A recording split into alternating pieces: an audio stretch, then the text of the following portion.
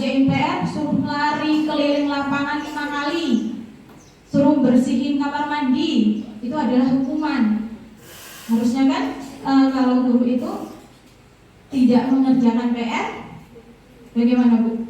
Pak, kalau anak tidak mengerjakan PR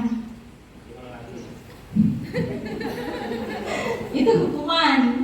Kita nggak boleh, ternyata guru ini nggak boleh ngasih hukuman. Istighfar, hukuman, nggak itu.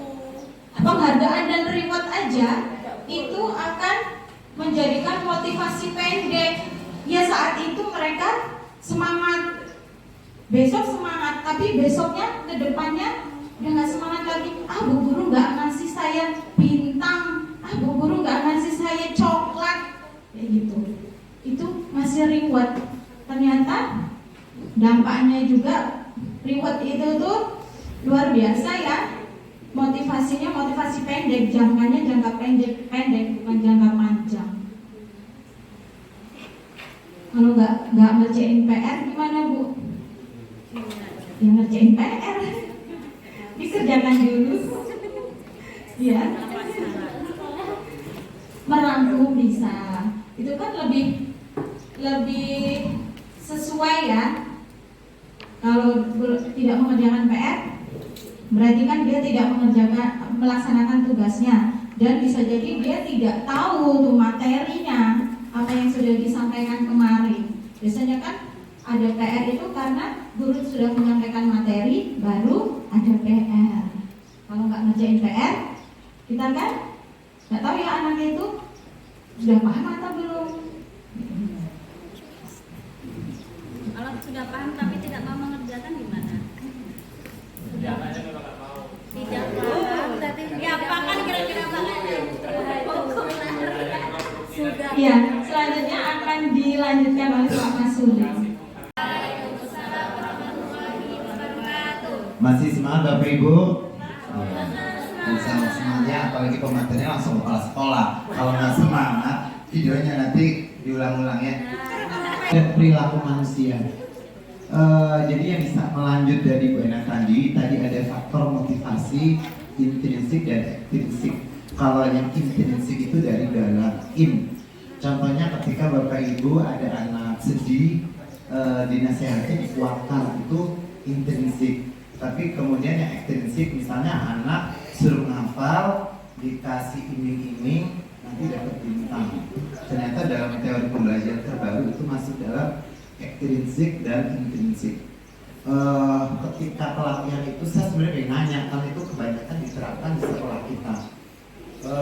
Secara umum saya bisa ambil kesimpulan begini, kalau masih kelas bawah, buat 1, 2, 3, nggak apa-apa, dominan ekstrinsiknya, dikasih hadiah, dikasih bintang, dikasih apa lagi biasanya, dikasih stempel, itu tidak apa-apa karena kita belum bisa menguatkan yang intrinsiknya.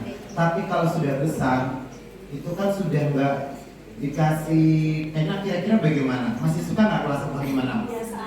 Biasa aja. Dikasih bintang nggak ngaruh, dikasih kaos kaki biasa aja. Orang tuanya bisa lebih beli yang lebih mahal ya, ya begitu. Jadi saatnya di kelas atas itu mengenai intrinsik dikuatkan, karena kalau kelas 4, 5, 6 secara usia dia udah bisa mampu berpikir, mampu punya pemikiran. Jadi mereka bisa dimotivasi, bisa dirangsang, bisa diprovokasi. Jadi anak-anak itu justru kalau Bapak Ibu bisa melakukan dengan baik, maka kesannya lebih mendalam. Maka akan diingat. Saya dulu kelas 1 dan 3 nggak ingat apa yang disampaikan Bapak Ibu guru. 4, 5 baru ingat.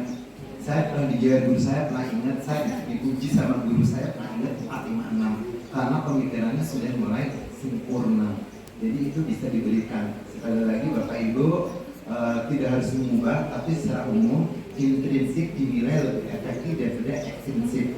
Karena ketika Bapak Ibu bisa memisahkan intrinsik, maka akan lebih awet dan lebih terpandu dengan baik. Lanjut dan restitusi. Saya mau memastikan waktu saya belajar itu Zoom, saya share beberapa screenshot yang menurut saya penting.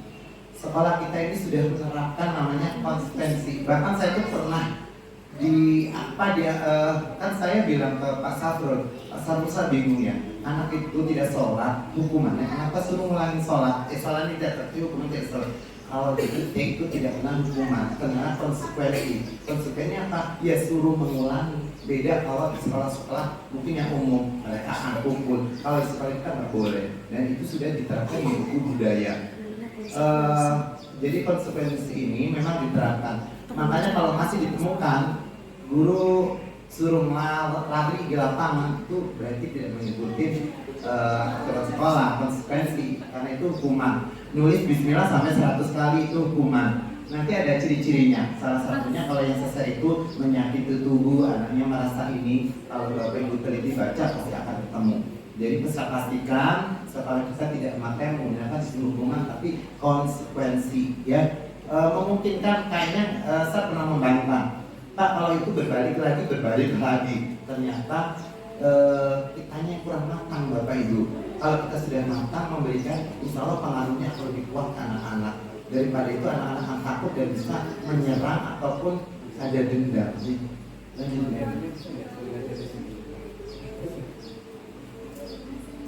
Iya, ini posisi guru menurut ini yang paling terbaik adalah sebagai manajerial. Bu, sudah cukup. Nanti kalau